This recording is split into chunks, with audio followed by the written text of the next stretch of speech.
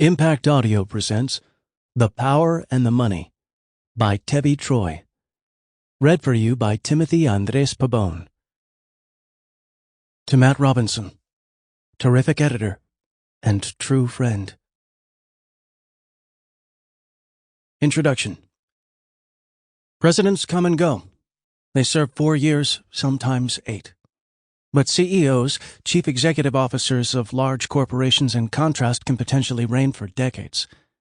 Given their long tenures, they can interact with multiple presidents, necessitating models of engagement for coping with the most powerful person in the land. Those models have become increasingly important over the past century, as America has shifted from a mostly laissez-faire free market economy to one in which government is increasingly enmeshed in corporate behavior and decisions. Today, government rules oversee what businesses they acquire, whom they can hire, how they run their workplace, how much they pay in taxes, what environmental regulations apply to them, what kinds of subsidies they or their rivals get, and whether they can sell their products abroad or at all. This list only scratches the surface. If a large company wants to survive and thrive, it must have a strategy for dealing with an increasingly powerful and interventionist federal government. All these rules do not mean that corporations are hurting, far from it. The 2022 aggregate sales for the Fortune 500 were $41 trillion, more than a third of the world's total GDP. In addition, the whole tangle of rules and regulations can benefit corporations, which can afford to pay for compliance costs for rules that flummox small and upcoming businesses. The current regulatory regime means that corporations can make large profits while government gets to direct their behavior. For the rest of us, this partnership costs us money in the form of higher prices and restricts our freedom of choice in the form of limitations on behavior and a limited ability to form or patronize new and competing entities.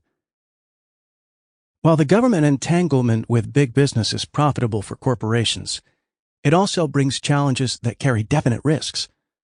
Increasing federal requirements means that CEOs face a concomitant increase in the need to engage with Washington's cultural, financial, and political realities.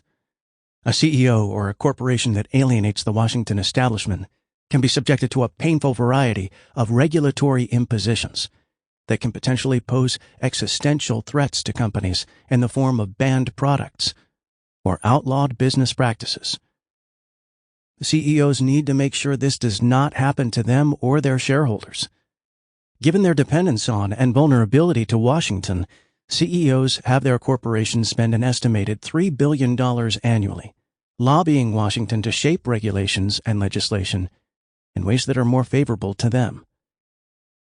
These lobbying efforts are necessary, but not necessarily determinative. An analysis by the consulting firm Barron Public Affairs found that companies with competing interests usually fight one another to a draw in terms of lobbying resources thrown at a particular problem. In this environment, the engagement of the CEO can be a tiebreaker. A CEO who has a good relationship with the president and political establishment can get the company a hearing that it might not get in other ways. A celebrity CEO can also get messages out via the media in ways that a more diffident CEO is unable or unwilling to do, as a message coming from a CEO will usually get more traction than standard communiques from corporate press shops. These messages can shape the political environment in which policymakers operate. Politicians, especially presidents, are subject to the whims of the voters. As a result, Democrats and Republicans come and go as dictated by a political calendar and shifting ideological winds.